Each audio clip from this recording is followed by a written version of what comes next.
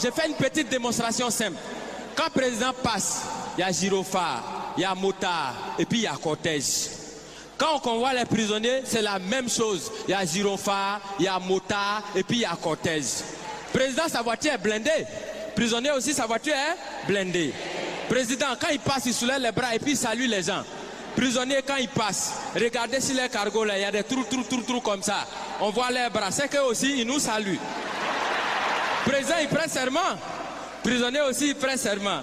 Il dit, je suis de dire la vérité, rien que la vérité. Président, il prête serment où? Au palais présidentiel.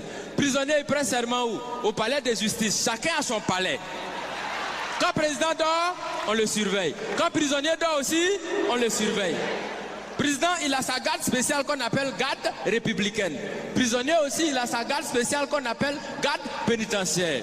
Pour aller voir le président, on prend rendez-vous. Est-ce que pour aller voir les prisonniers aussi, on ne prend pas rendez-vous?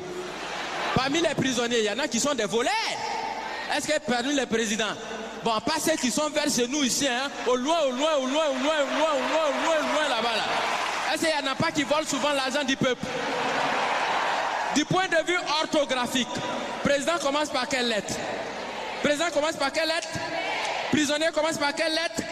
Quand on abrège président, et puis on écrit sur sa voiture, on abrège comment? On écrit PR. Est-ce que parmi dans l'orthographe des prisonniers, il n'y a pas PR aussi dedans?